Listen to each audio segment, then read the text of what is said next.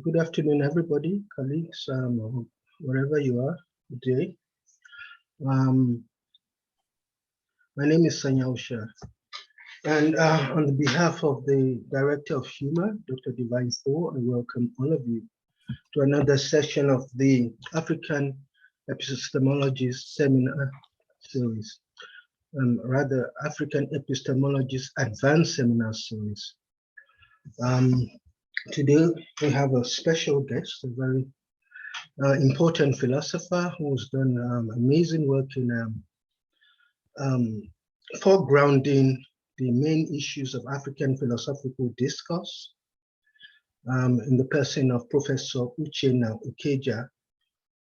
He's a professor of philosophy at Rhodes University, and his latest publication, which came out this year, is called Deliberative Agency, issued by Indiana University Press.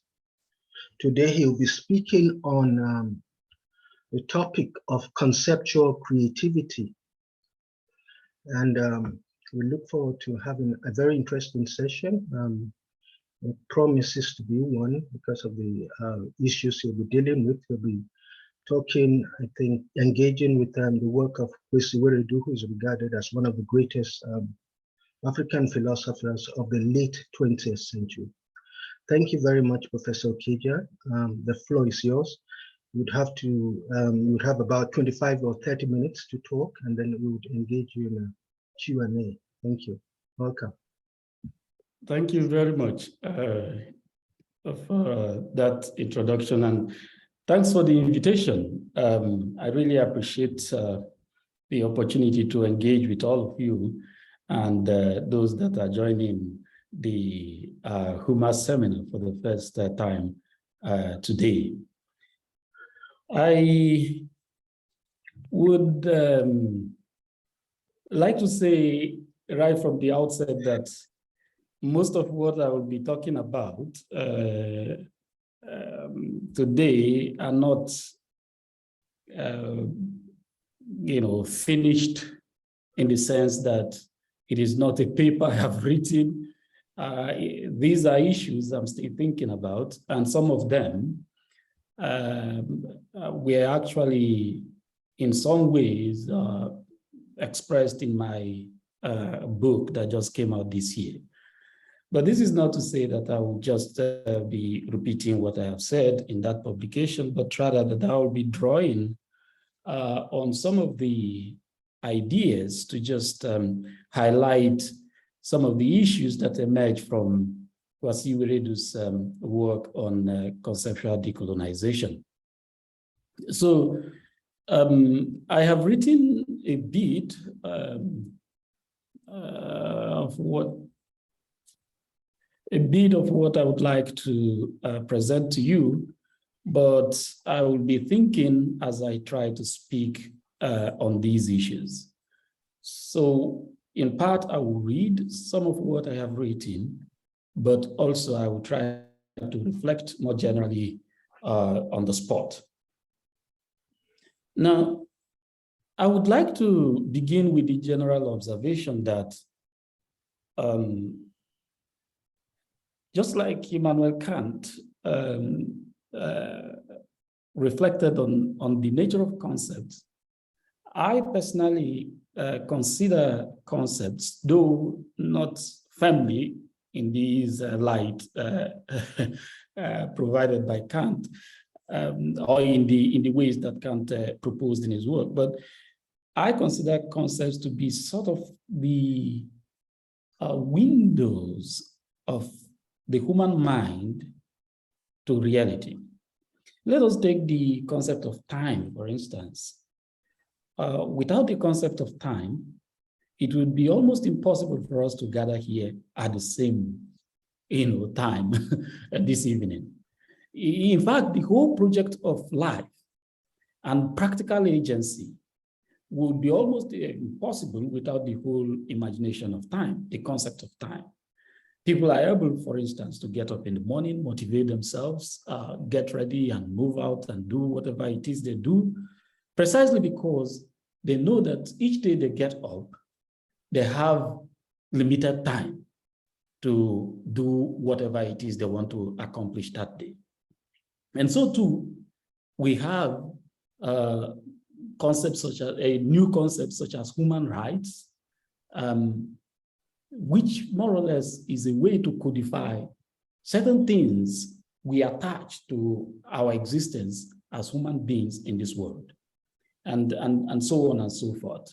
So whereas certain concepts are more fundamental than others, I think that the whole project of human cognition is built on an adequate and precise understanding of fundamental concepts that are critical for the very possibility of extending the mind to apprehend reality.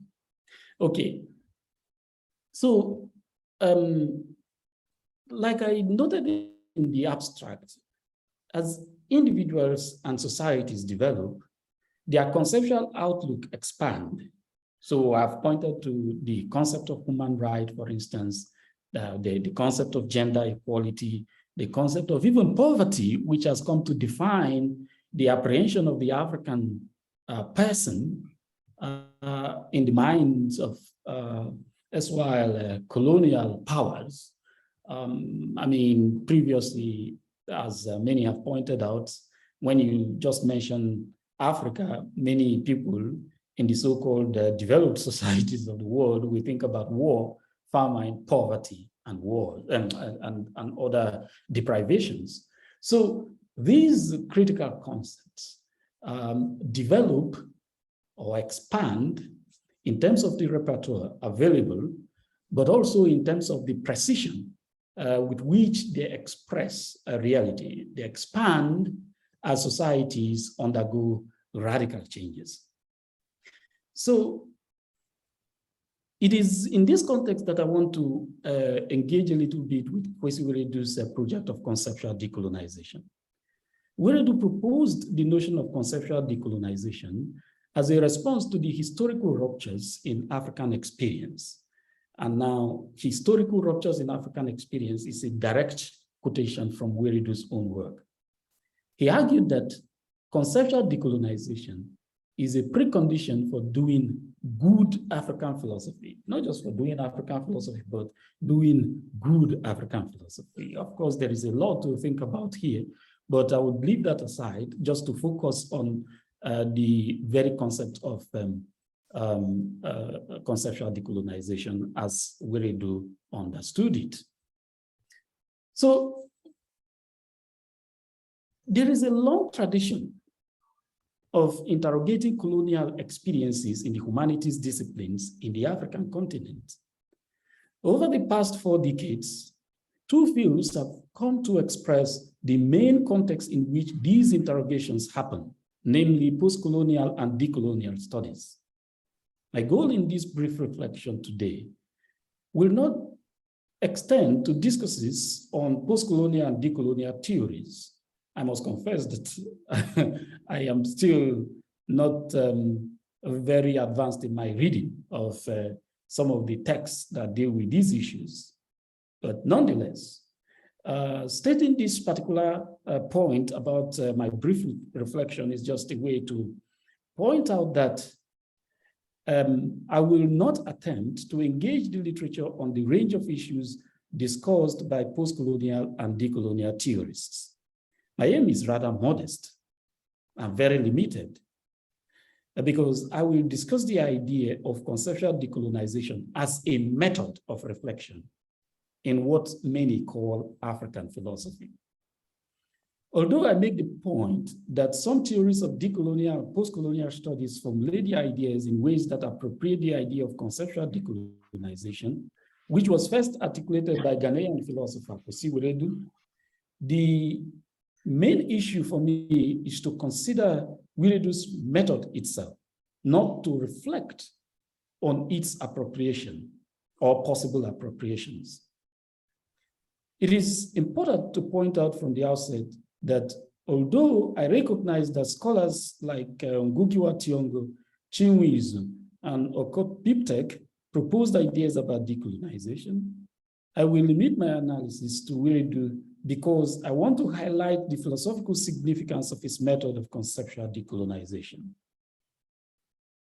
Conceptual decolonization can be considered as a unique method, can be considered a unique method for two reasons.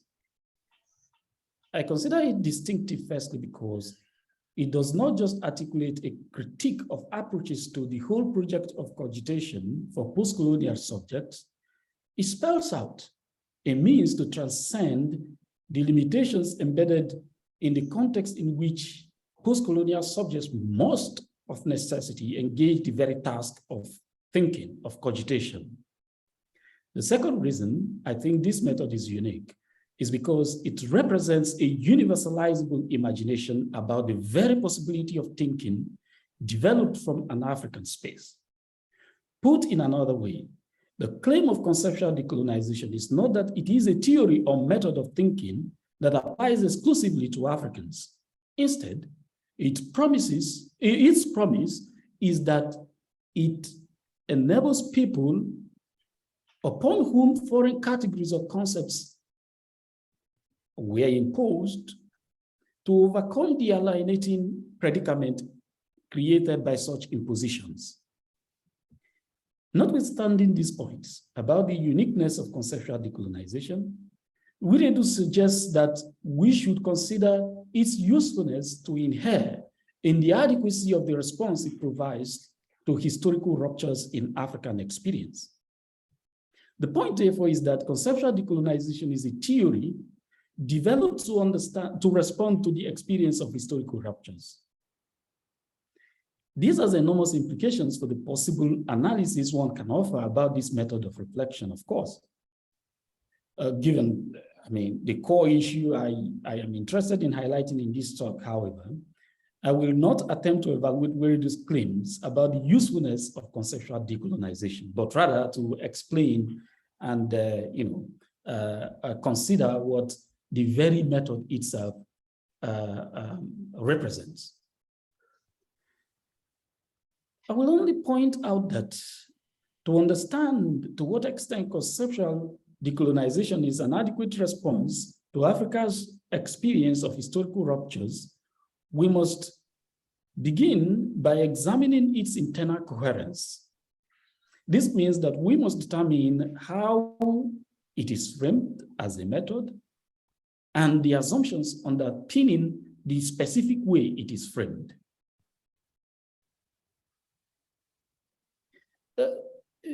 So by this, I want to highlight that I will not attempt to advance and justify an argument in this talk, although that is a bit disappointing, but I will not attempt to propose an argument. Instead, I will attempt to convince you that conceptual decolonization is a good starting point that can not lead us to the promised land, hence the need for conceptual creativity. Yes, one can consider this an argument, but I do not, see this as an argument because, at least not in the positive sense, because I do not articulate in my discussion here the nature of a proposition that can be defended in relation to how we should think about conceptual creativity. I will only try to suggest that this particular idea is something we should arrive at when we have looked at the method of conceptual decolonization carefully. The point I make is that it makes sense to start off the project of establishing the basis of thinking in post-colonial situation with a turn to conceptual decolonization. However, we can attain a desirable result only when we turn to conceptual creativity, which I will not discuss in details in this talk. My point, therefore, is that conceptual decolonization must necessarily be conceived as conceptual creativity if we desire to see its promises manifest.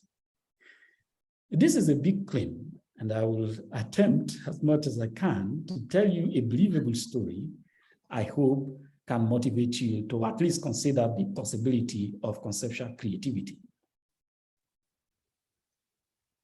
So how Let me now try to explain, at least as much as possible, what conceptual decolonization, at least as I understand it, what it refers to. A good way to analyze the idea of conceptual decolonization is to contextualize it, of course. By this, I mean to place it within the context of its historical emergence, to understand the reasons Wiredu thought it is important to articulate such a method of reflection in the first place. To do this, I will consider the implied and explicit reasons Wiredu conceived to justify his method, or at least to, make inferences about what it commands us to do. Going beyond Wiredu, I will consider 2 points of critique articulated by Uchenna Okeja, who can easily be considered the most prominent author of the interpretative literature on Wiredu's method of conceptual decolonization. In his, well, I don't know if time will permit us to get to that, but I will try to see what I can do. In what he terms personal reflection on the approach of conceptual decolonization, Wiredu opens with the observation that the dominant question debated by African philosophers during his time was not really what many imagined it to be, namely contestations about whether it is true that African philosophy exists. In his view, philosophers working in the African tradition of philosophy were attempting to understand the nature and the constitution of their discipline, that is, as a tradition of philosophy. Reducing the discourse to an uncertainty about how best to do African philosophy, Wiredu underscored that the debate shows that what can be said about the nature or constitution of an African tradition of philosophy was an open question. This is because of the historical ruptures that have occurred in African experience. According to Wiredu, the fact of these ruptures makes it imperative for us to engage in a work of synthesis that responds adequately to the dilemma of the post-colonial subject. This synthesis, he claims, manifests as a requirement to, and I'm quoting from Wiredu here, is to merge insights from our traditional philosophies with any we can get from modern sources of knowledge and reflection, end of quote. Thus, in line with his programmatic conception of African philosophy, Wiredu asserts that the synthesis he proposes should become a measure of success for attempts at reconstruction in post-colonial African philosophy. He says, and I'm quoting directly from Wiredu here, the extent to which the phrase African philosophy, in analogy with the semantics of such designations everywhere, appropriates that synthesis as its reference, its referent in our time will be, that is in his time, will be a measure of success in that effort of reconstruction, end of quote. The question then to ask is whether African philosophers of Wiredu's era were successful in the sense of measuring up to the criteria of evaluation he articulated. If they failed, why? Well, instead of attempting to answer this question, I will focus on analyzing the details of Wiredu's claims about conceptual decolonization. The reason I do this is simple. There is no reason to evaluate the performance of a horse in a horse race if the horse is unfit for the race in the first instance. So I just noted that a good way to understand conceptual decolonization is to try to historicize it. That is, to consider its claims within the context of the historical moments in which Wiredu articulated this very idea.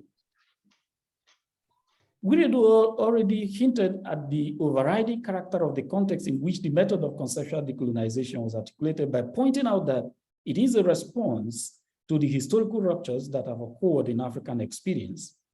This suggests that we can understand the context of this method by paying close attention to the nature of what Wiredu calls historical ruptures. Let me attempt a brief reconstruction in a roundabout way.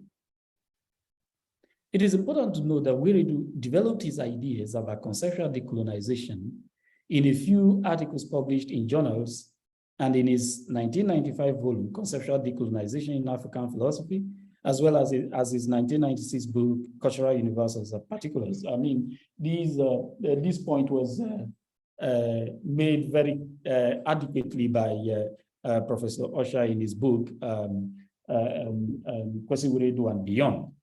So I won't go into details, but it is important to note this point. Although Wiredu, of course, did more in the mid-1990s to develop this method, the main ideas were worked out in his reflections in the late 1970s and the early 1980s. We can read between the lines, therefore, to understand the motivating ground for the articulation of conceptual decolonization.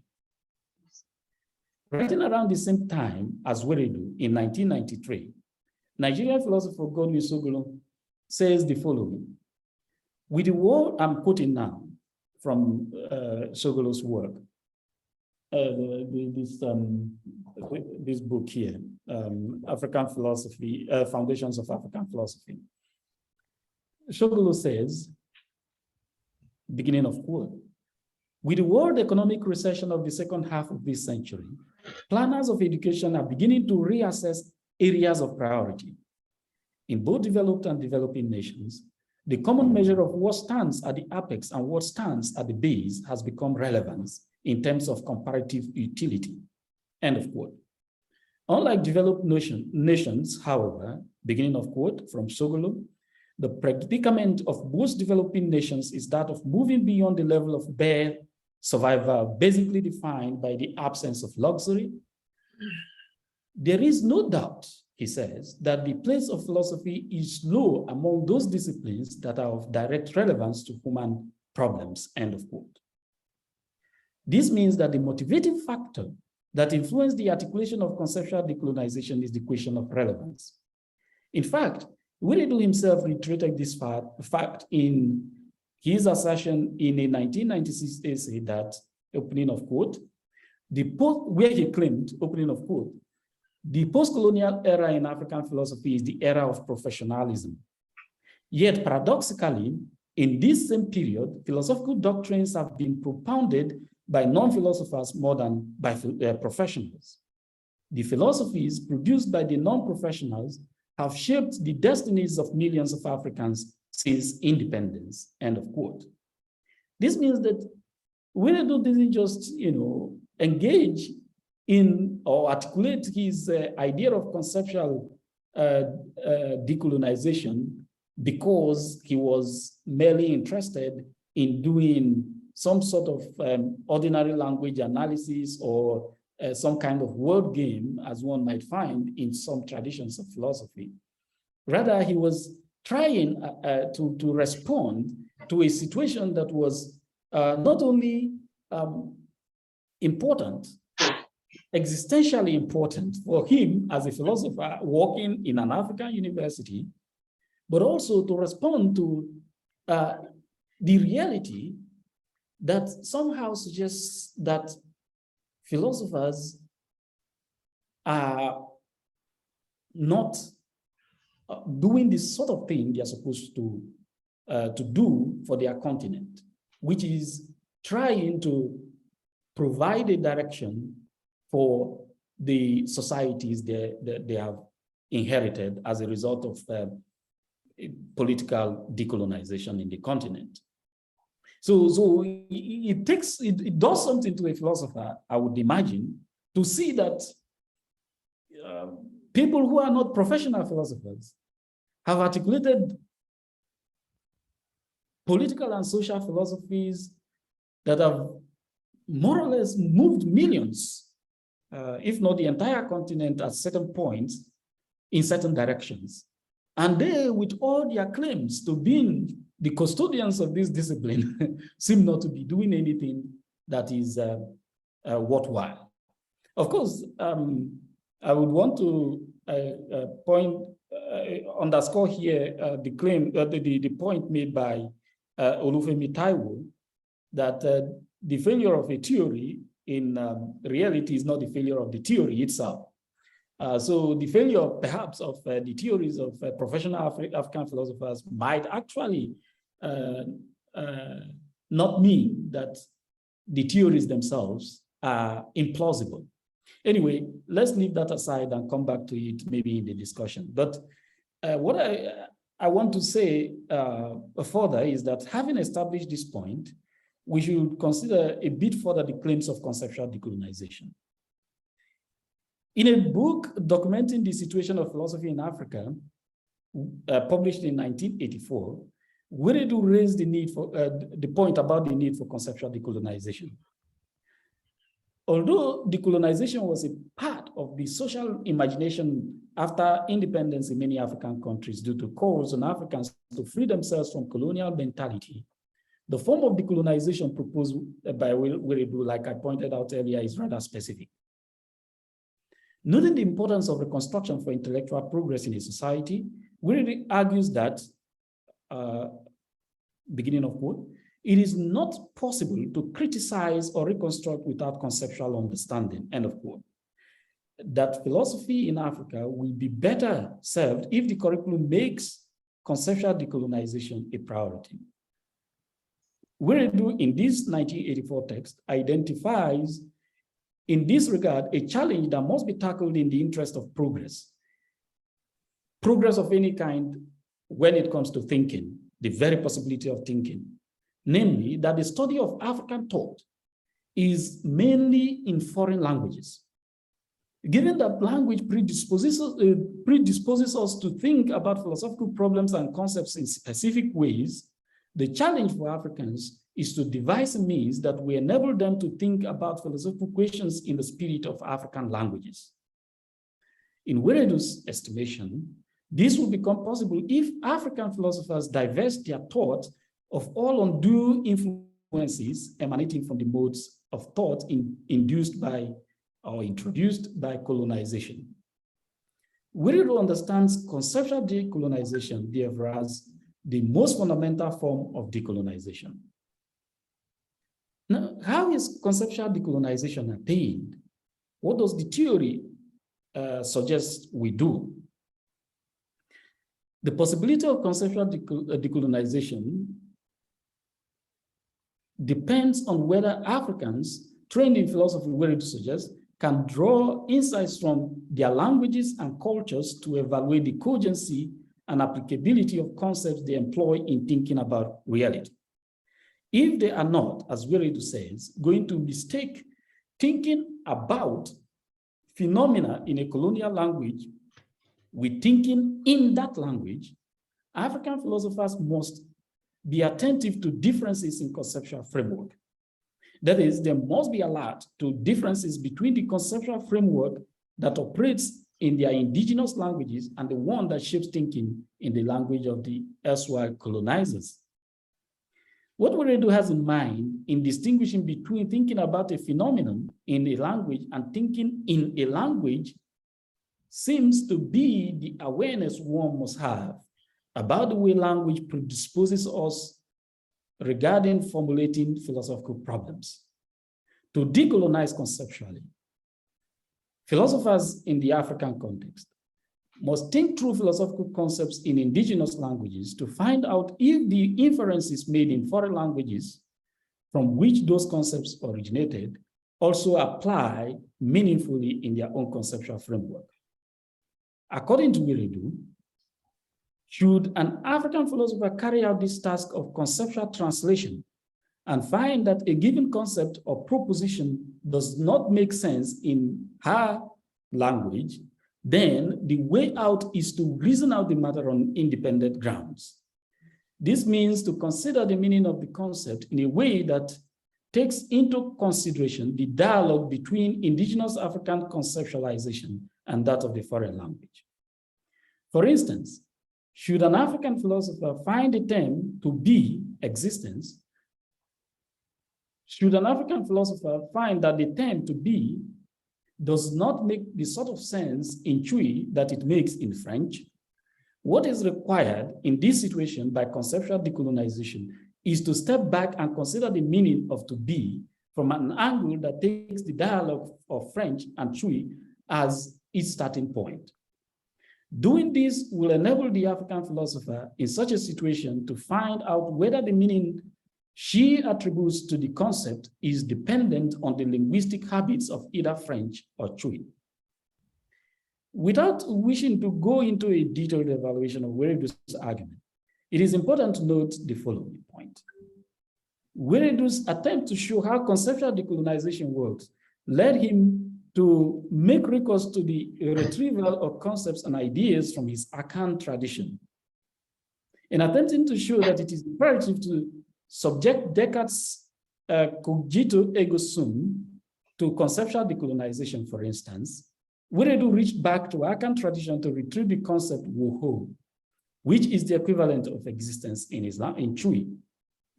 Through analysis of the Akan equivalent of cogito, Wiredu established that existence of the form conveyed by Descartes' formula does not apply in the Akan conceptual framework. The reason is that to exist in the sense of woho is spatial. On this ground, one cannot say, like Descartes did with the cogito, that one exists because one thinks. And the reason is that in the Akan conceptual framework, to be implies to be something or to be somewhere. I'm coming now to the gradually to the end so that we can have some discussion here. The implication of Wiredu's argument then is that he does not just retrieve concepts from his Akan tradition. In addition to retrieving concepts and ideas, he recovers the meaning of these concepts to demonstrate the plausibility of philosophical propositions handed down to him and other African philosophers through education and inculcation of the conceptual framework of colonialists. Although there are other points, there are many points, there are many important questions to consider about conceptual decolonization. It suffices, it seems to me, for the purpose of this talk, to underscore that the method is a meta-philosophical discourse. It relies on conceptual retrieval as the vital means to attain the goal it seeks to attain. Now, this means that conceptual decolonization embodies a normative deficit that must be remedied. To discover a path that will allow adequate reflection on the challenge of the post-colonial subject, we must attempt to transition from conceptual decolonization to conceptual creativity. This, at least, is the point I want to make, going by some of the limitations about some of the limitations of the method of conceptual decolonization.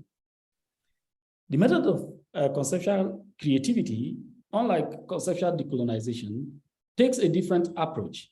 It merges attempts at conceptual retrieval with contemporary sources of meaning to conceive concepts and ideas that robustly explain the problem of knowledge for the post-colonial subject. The explanation this approach offers concerning phenomena bridges both the justificatory grounds of concepts of traditional African experience and the conceptual apparatuses of modern Africa. The aim of conceptual creativity is to refashion, rethink, and merge the paradigms of Africa's traditional and modern conceptual resources. What emerges from this undertaking is as a toolbox for thinking grounded in the wisdom of history and the dissatisfactions with the present reality. As a method, conceptual creativity does not merely attempt to extract concepts that can be put to use to dispute whether propositions of other traditions of philosophy are relevant in the African context. For example, instead of retrieving a concept such as woho, which Wiredu retrieved to challenge Descartes' idea of cogito ergo sum, the method of conceptual creativity would aim to refashion the general sense of the notion of existence in Akan thought in light of what the concept must confront today, due to questions raised by new sources of meaning in modern African experience.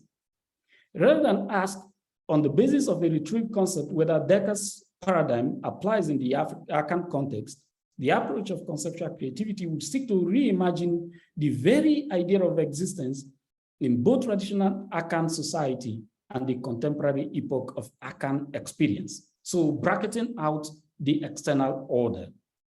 The aim would be to think about the notion of existence in both contexts to refashion the concept in a way that makes one to explain, that enables one to explain the totality of the experience of being. So to conclude, I think that although I don't want to go into details explaining the shortcomings of the method of conceptual decolonization, it is important to note that my suggestion is that there is a normative deficit embedded in this method that makes it almost impossible to move forward. And I think that this is something we must surmount by postulating a possibility that enables us to attain the goal, or at least to reap the fruits of of the method of conceptual decolonization. And this possibility that we must postulate, in my view, is conceptual creativity, which I have tried to summarize earlier. The other, apart from the normative deficit, I think that when we think critically about the method of conceptual decolonization, at least in Weredu's framing, one question that conveys the limitation we must attempt to surmount, or to at least resolve, is this. Decolonize conceptually, then what? What follows if we attempt to decolonize in the way that Weredu has suggested? I mean, Usher has brilliantly put forward some of the important limitations of Weredu's method. But what I want to add is that the method itself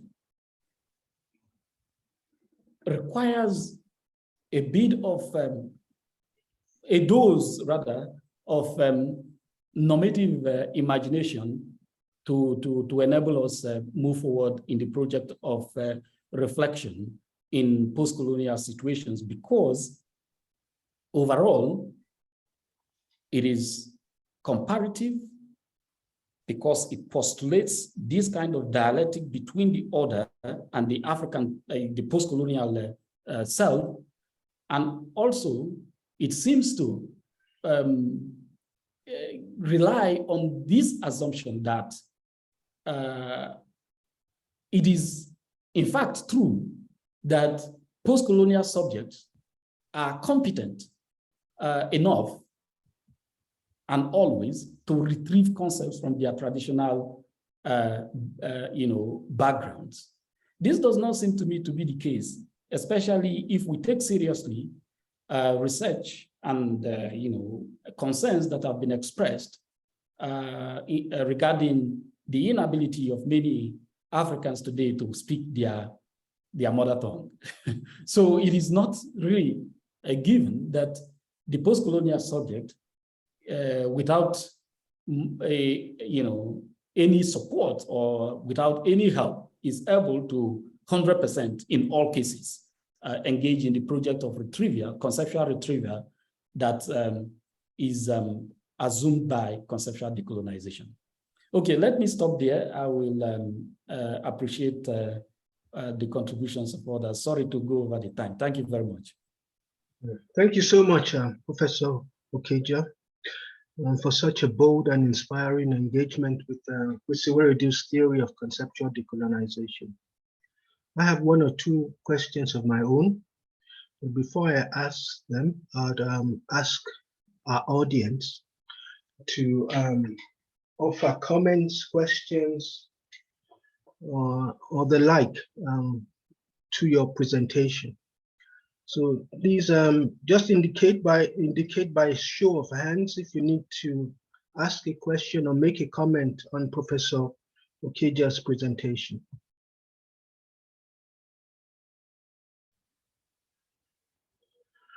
Okay, while you think, while you think of formulating your questions and making your comments, I'd ask my own question.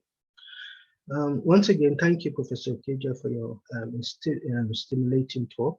It's very interesting. Well, it was very gratifying to hear a philosopher, an important philosopher, speak on the work of another important African philosopher. Now, in our world, in today's world, there's been a lot of focus on decoloniality and decolonial critique. Everything, everywhere you go, scholars of within every discipline are talking about decoloniality and decolonial critique. Filmmakers, fashion designers, it's the in thing, it's the fad. Now, what worries me and often, disconcerts me is that there is not enough engagement or virtually no engagement with the thought of philosophers like Weridu, who have done sterling work in issues of conceptual decolonization, or, for instance, the linguistic engagement of Ngugi wa Thiong'o. Why do you think this is so? How is it possible that there is so much focus on decoloniality without a focus on the philosophers who've worked on conceptual decolonization, like Weridu? How is this possible?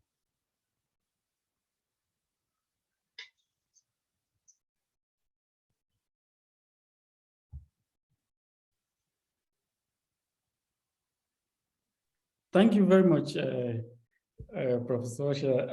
I appreciate your kind words and your question especially. I think it's a paradox, and it is also a worry that I share, and I have tried to reflect on a little bit.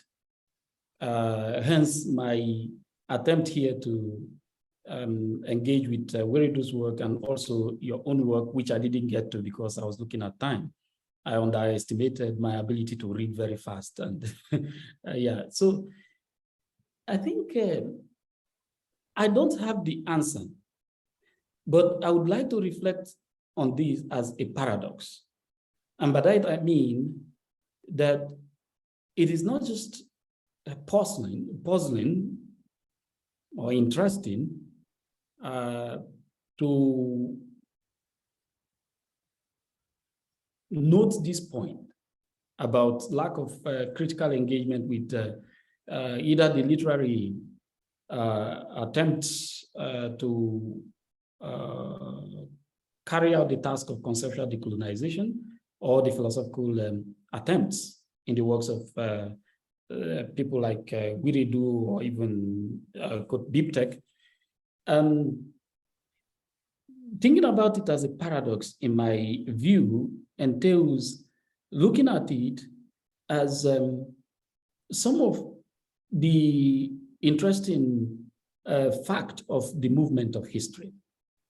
That is, that history itself is constituted as a form of dialectic that entails some sort of, would you say, conscious forgetting in order to reach out to be beyond the oneself or beyond the context in order to arrive at something new. I think what I can then say, if I think about the situation from this point of view of a paradox, what I can say is that perhaps the motivating or the reason this particular situation has emerged or subsists rather is that people seem to be invested in attaining the new. And by that, I mean imagining reality in a way that provides a new starting point. So, whereas most of the people that talk about decoloniality and decolonization in the different disciplines today engage with Latin American scholars to a very large extent, they do not seem to consider the irony of doing that, because the discourse on decoloniality in Latin America is very much more recent compared to the discourse on conceptual decolonization or decolonization more generally in the African context. So you sort of abandon your own gods that are much more amenable to your own solving your own problems, to import a new god that has just been constituted. But the irony of it is that although this particular thing, this particular reaching out, which I don't condemn totally, happens on the basis of transcending theories from the global north, theories from the European metropolis. The reality is that most of the decolonial theories that is appropriated or imported from the Latin American context actually are extensions of the post-structuralist European form of engagement with reality. So, like I said earlier, I do not have the answer, but I think it helps to think about the situation from the point of view of a paradox. Thank you so much, Professor Okeja, for that wonderful explanation and response. I think you addressed most of my concerns and you know, the worries that I've been thinking about. I'm glad you're thinking along those lines. Thank you so much. So I'd open the floor again to our audience to see if anyone has a question. Yes, Professor Oyome, thank you so much. Go ahead and ask your question or make a comment.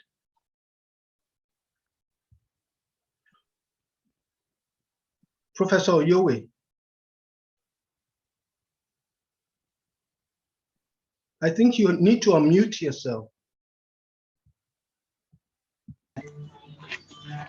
Yes. I was trying to do that, but yeah, I needed permission apparently. I think I want to show the video as well too, but okay, I'll just let that go. Thanks very much, Prof. Okeja. I joined the talk late. I just received the link not too long ago and I joined immediately. So I didn't hear the earlier part of your presentation. So forgive me if my question is something you already spoke to in some detail. As you know,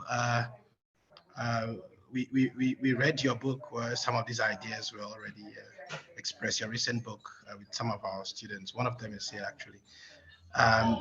And so I'm thinking from recalling some of those reflections we had early this year, but also the last part of the presentation that I heard, just to put forward two related questions that concern the extent to which you think the project of conceptual creativity is different to Wiredu's conceptual decolonization, and perhaps give you an opportunity to probably sharpen the difference for us. So the first one has to do with a term you used near the end of your presentation of merging. So conceptual creativity somehow involves merging with Africa's abundant conceptual resources, right? Traditional resources, but also reflecting on the present. So Wiredu is located usually within that tradition of retrieval, the return to the source. So is this not at some level? It sounds like a fight over words, one merging resources from traditional body of knowledge, whatever those may be, and the other retrieving from it. Is there a real difference here? to what extent is someone who's engaged in this method of conceptual creativity following those very steps that you discuss in detail in the book? To what extent are they, what does it involve in them merging knowledge from traditional sources with the present? And how is that different from merely retrieving in Wiredu's style? So that's one part that I wanted you to clarify a bit. And then also to keep in mind that Wiredu himself, as part of his general idea that knowledge is always produced through some kind of mutual sharing and borrowing, is conceptual decolonization allows for those who are implementing it to be able to draw from foreign, even modern sources, as he himself does, inspired by ideas from elsewhere and even contemporary ideas. To that extent, it seems a bit close to your idea of conceptual creativity that invites the thinker to reflect on the present, on the realities of the present. Again, thinking from that perspective, given the way Wiredu allows one who implements his conceptual decolonization to draw from various sources, including the present, to what extent it is different from your a method of conceptual creativity? Yeah, so I hope it's clear, just to give you the chance to maybe shed light on the differences. Thank you. Yes, thank you very much, Professor Yohe. I appreciate those questions. I think that it is important to emphasize that I am not I am not arguing that conceptual decolonization is not useful, or that conceptual creativity is better than conceptual decolonization as a starting point of reflection. Rather, I'm trying to more or less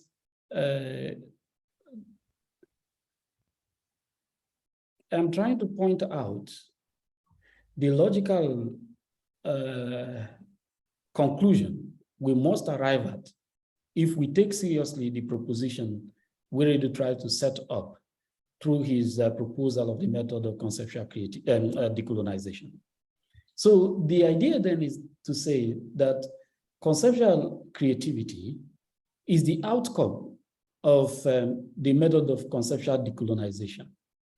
And it is an outcome not in the sense that it continues the project of conceptual decolonization, but rather that it makes possible the very goal that Wiredu had in mind when he developed this method, which is to enable people who have experienced historical ruptures to engage in the project of thinking and world a perception or apprehension of reality on their own terms, so to speak.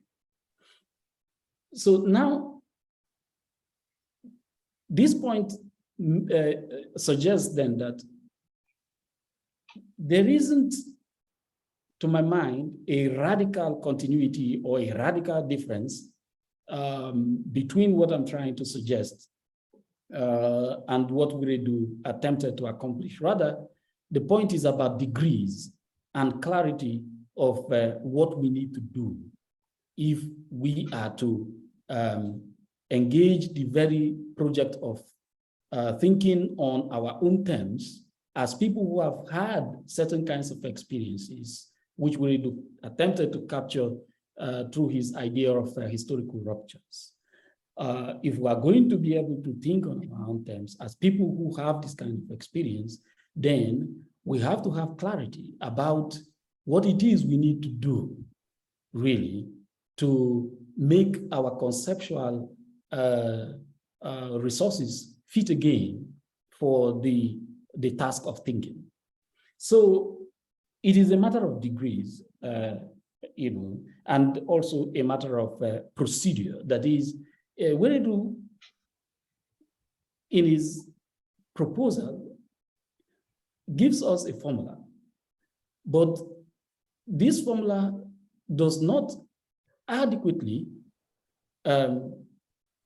demonstrate, or at least work out what it is exactly the steps we need to take if we are to realize this or to attain this goal of thinking on our own terms with the resources available to us. So the claim then I am making is that what I'm trying to do with the whole idea of conceptual creativity is to say that these are the things we should be doing if we want to do to attain this goal. And also, these are the sort of revisions we need to make to the way we imagine the very project of thinking, if we are at all going to get started with the very act of thinking in a way that is adequate for our situation as post-colonial subjects. So, whereas conceptual creativity tells us how to engage the project of thinking after the historical ruptures, which I consider to be the outcome of which, for me, is cognitive disorientation. Whereas conceptual creativity shows us how we reduce conceptual decolonization, tells us why it is, first of all, imperative that we recast the very starting point of our engagement with the very process of thinking or cogitation as post-colonial subjects. So I am moving from the why to the how in conceptual creativity. And this is why I say it is, the difference there is a matter of degrees. And there is something that is missing in Wiridu's method of conceptual decolonization, which I try to supply in my postulation of conceptual creativity. And that is that Wiridu brackets out, to a very large extent, the imperative of taking very seriously the, however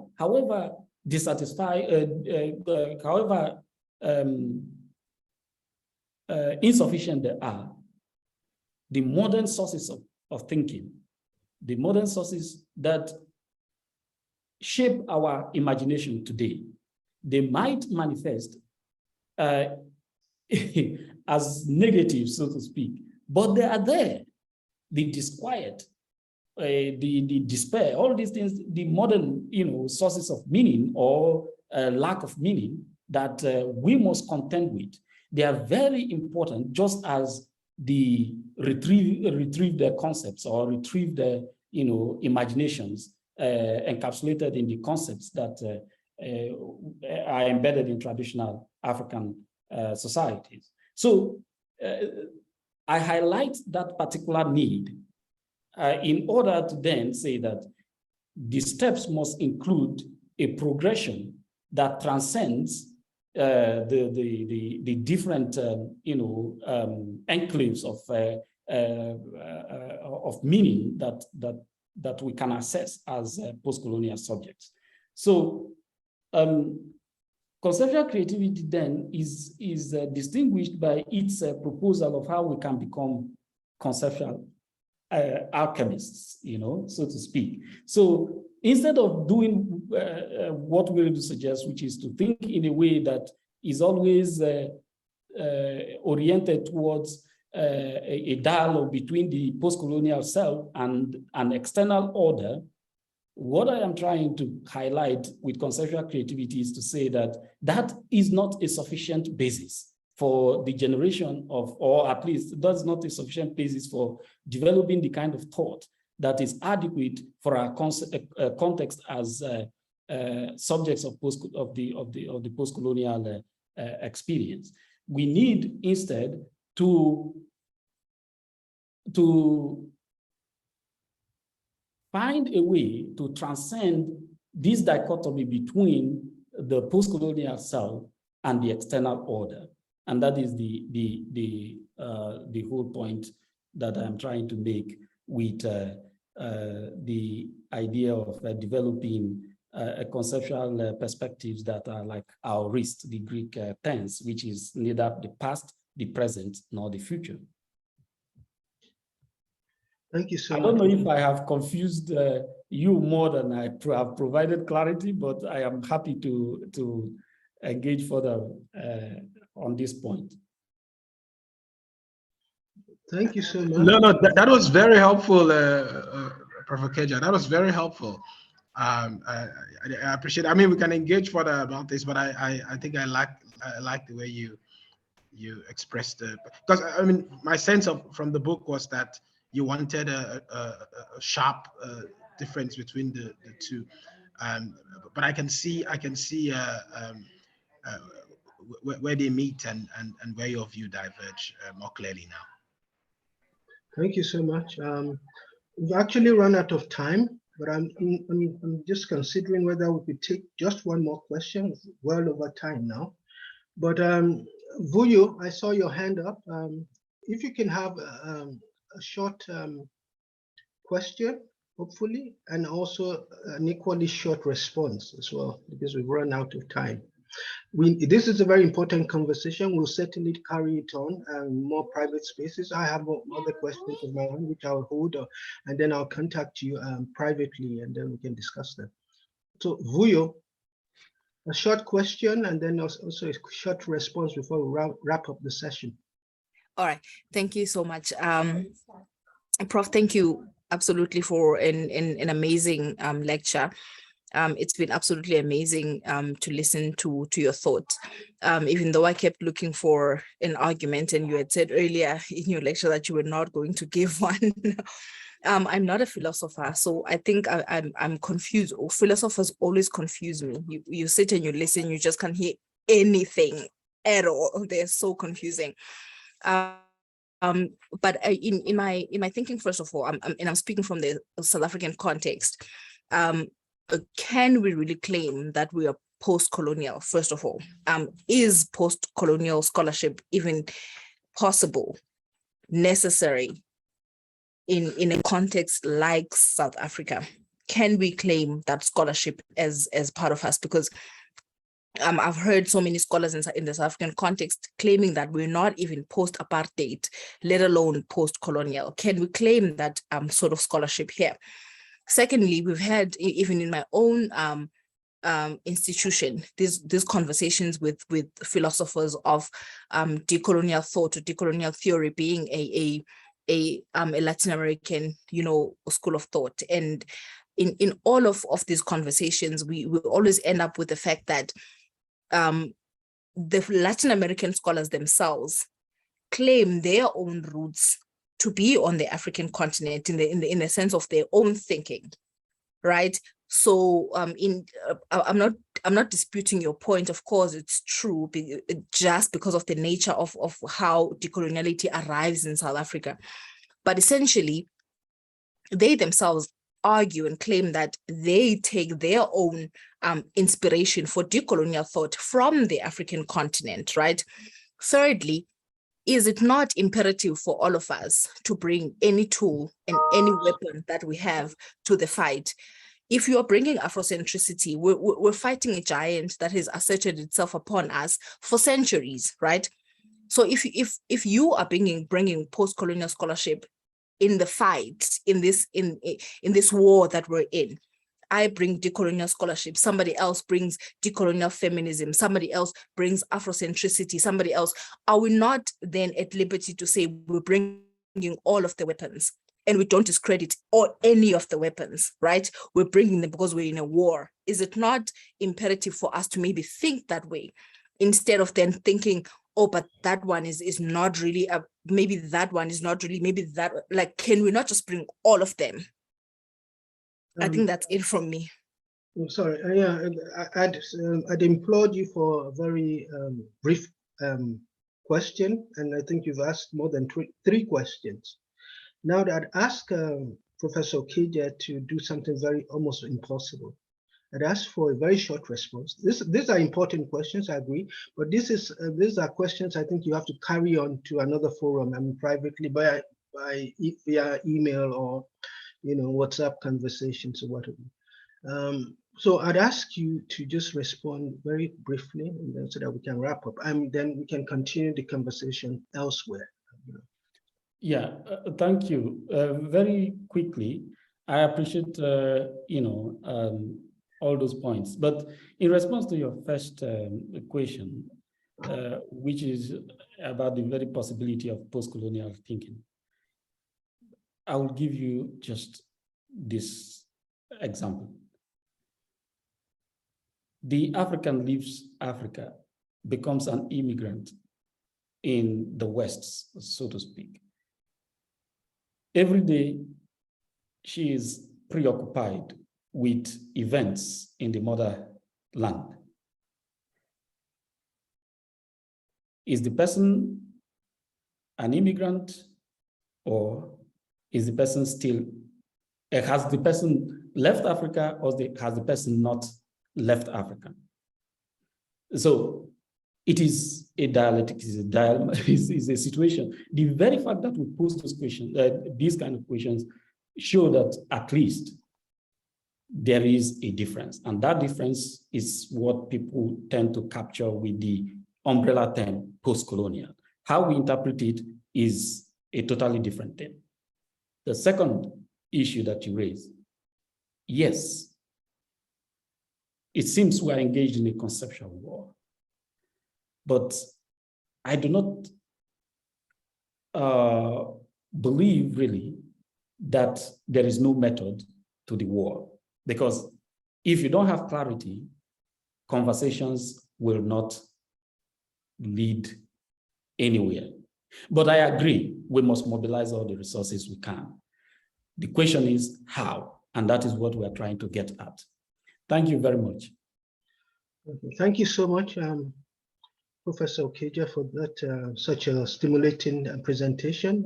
It was much more than we asked for. We thank you for your time, your commitment to the project, and also the very important contributions you've made this evening.